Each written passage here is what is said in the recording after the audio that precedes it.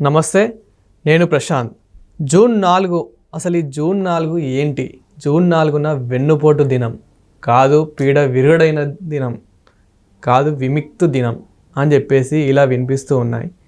ఇదంతా ఎందుకు చెప్తున్నా అనేది తెలియాలంటే ఈ వీడియో మొత్తం పూర్తిగా చూస్తేనే మీకు అర్థమైపోతుంది. దీని గురించి అయితే మాట్లాడేందుకు ప్రస్తుతం మనతో పాటు సీనియర్ పొలిటికల్ అనలిస్ట్ డివిఎస్ గారు ఉన్నారు. నమస్తే అండి.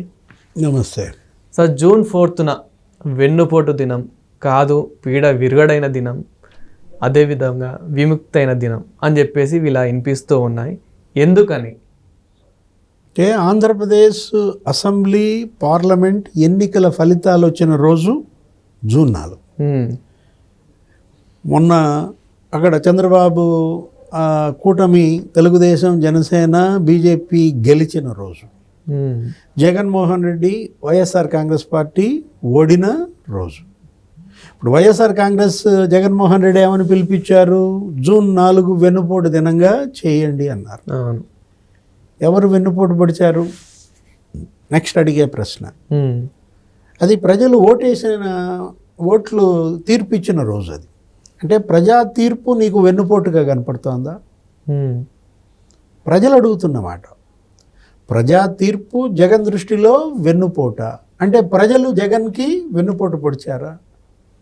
జగన్మోహన్ రెడ్డి ప్రజల్నే అవమానిస్తున్నాడా, నిందిస్తున్నాడా? మనం చూసాం, ఆయన ఓడిపోయిన రోజే ప్రెస్ మీట్ పెట్టాడు. పోయిన సంవత్సరం కరెక్ట్గా ఇదే రోజు ప్రెస్ మీట్ పెట్టి ఆ రోజు కూడా ఏమని మాట్లాడాడు? 60 లక్షల రైతులకి నేను అన్ని వేల కోట్లు ఇచ్చాను, వాళ్ళ ఓట్లు ఏమైనాయి అన్నాడు.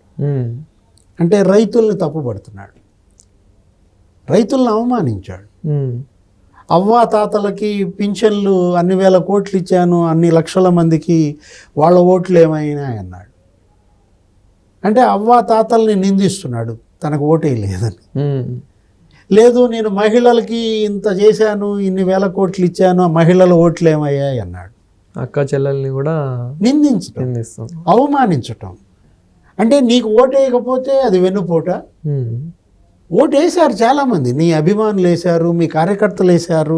ఎన్ని ఓట్లు పడ్డాయి జగన్మోహన్ రెడ్డికి? 40% ఓట్లు పడ్డాయి.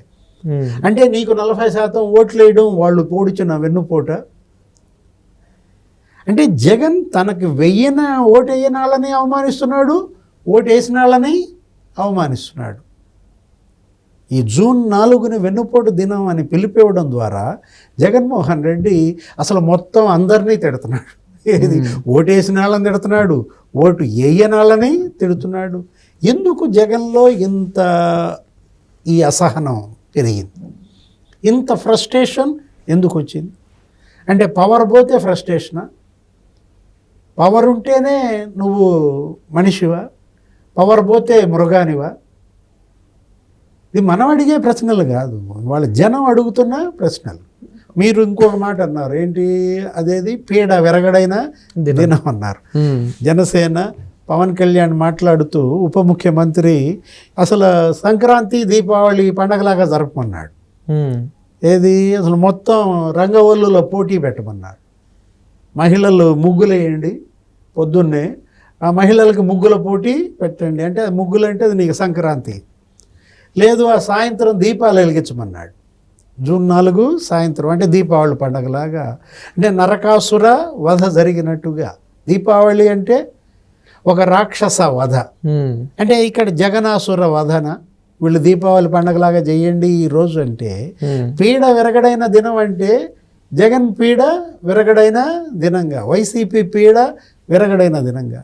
ఆ రోజు పవన్ కళ్యాణ్ అసలు ఎన్నికల ప్రచారంలో మీరు వినే ఉంటారు, ఏమన్నాడు? Hello AP, by by YCP అన్నాడు. వైసీపీ విముక్త ఆంధ్రప్రదేశ్ కావాలన్నాడు. అంతగా ఇవాళ వైఎస్ఆర్ కాంగ్రెస్ ఆ 5 ఏళ్ళు జగన్మోహన్ రెడ్డి పాలనలో అటు ప్రజల్ని అంత వేధించింది, అంత హింసించింది. భూ కబ్జాలకు పాల్పడ్డారు. 13 లక్షల ఎకరాలు భూ కబ్జా చేశారంట. అసలు ప్రతి నియోజకవర్గంలో వాడికి ఒక ఎస్టేట్ ఏర్పాటు చేసుకున్నారు.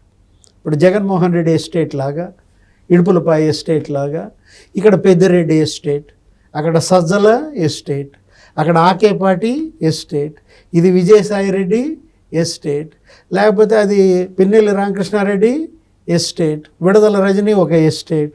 ఇట్లా అసలు ప్రతి ఎమ్మెల్యే వైసీపీ ఎస్టేట్లు 100 ఎకరాలు కబ్జాలు చేశారని. అందుకే ఆ భూ బాధితులంతా మరి పీడ విరగడైందని రేపు పండగ చేసుకోమంటున్నాడా? పవన్ కళ్యాణ్ ఎంతమందిపై తప్పుడు కేసులు పెట్టారు? ఒక్క తెలుగుదేశంలోనే 2,500 మంది నాయకులపై తప్పుడు కేసులు పెట్టారు. విశాఖపట్నంలో జనసేన మరి 125 కార్యకర్తల్ని జైలుకి పంపారు. ఒక్క విశాఖపట్నంలో ఒక రోజు. అసలు చంద్రబాబునే జైల్లో పెట్టారు. అచ్చెన్నాయుడు, కొల్లు రవీంద్ర, లేకపోతే దుళ్ళిపాల నరేంద్ర, దేవినేని ఉమా, పట్టాభి, అసలు మొత్తం వీళ్ళందరినీ జైళ్ళలో పెట్టారు. అందుకని పీడ విరగడైన దినమా? ఇప్పుడు పవన్ కళ్యాణ్ పిలుపు, కూటమి ప్రభుత్వం, చంద్రబాబు, తెలుగుదేశం వాళ్ళేమని పిలిపిస్తున్నారు? ప్రజా తీర్పు దినం అన్నారు. అది పర్ఫెక్ట్. ప్రజా తీర్పు వచ్చిన రోజు కాబట్టి ప్రజా తీర్పు దినం, లేకపోతే విముక్తి దినం. అదే మనం అనుకుంటోంది. ఏది? జగన్ విముక్త ఆంధ్రప్రదేశ్ కోరారు.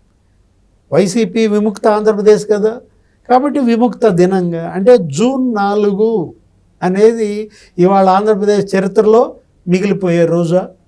జగన్ ఓడిపోయిన రోజు, చంద్రబాబు, పవన్ కళ్యాణ్, మోడీ గెలిచిన రోజు. వీళ్ళేమో గెలుపు సంబరాలు చేసుకుంటున్నారు, వాళ్ళేమో ఓటమి హాహాకారాలు చేస్తున్నారు, ఏడుపులు పెడబొబ్బలు.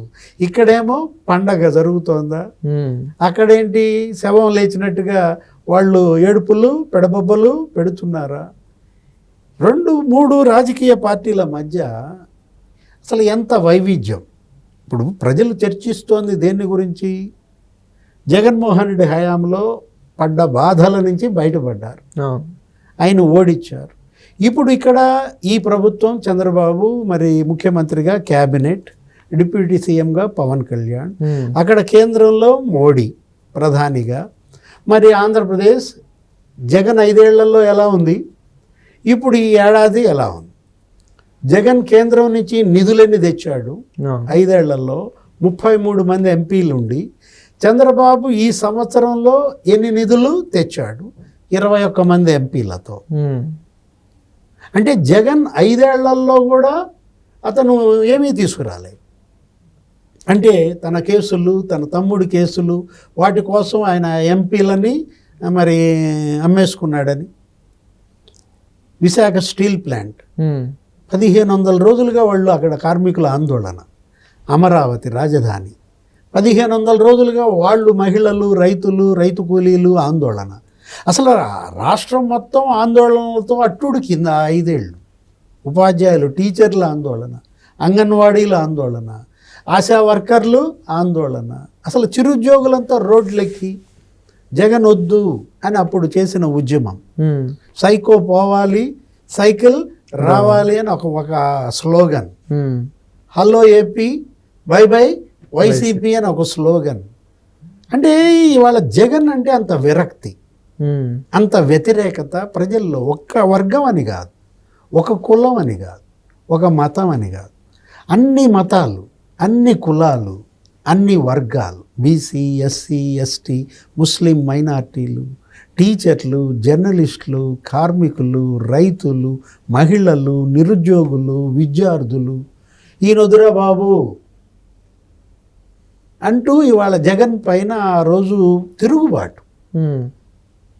ఇప్పుడు జగన్మోహన్ రెడ్డిని నెత్తిన పెట్టుకుంది వాళ్ళే, నేలకేసి కొట్టింది వాళ్ళే.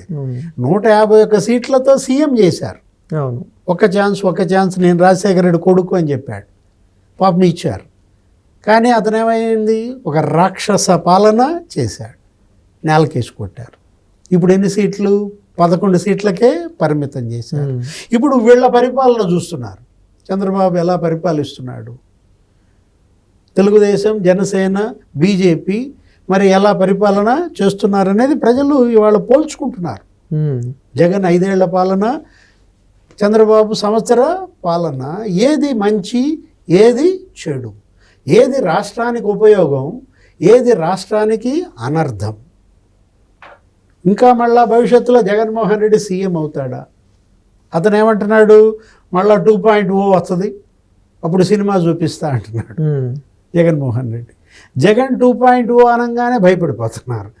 ఒక 1.0కే మేము అల్లాడి ఆకులు మేసాం, 2.0 అంటే ఇక తటాబుట్ట సర్దుకోవడం అన్న ఒక భయం, ఒక బెంబేలు మనం చూస్తున్నాం.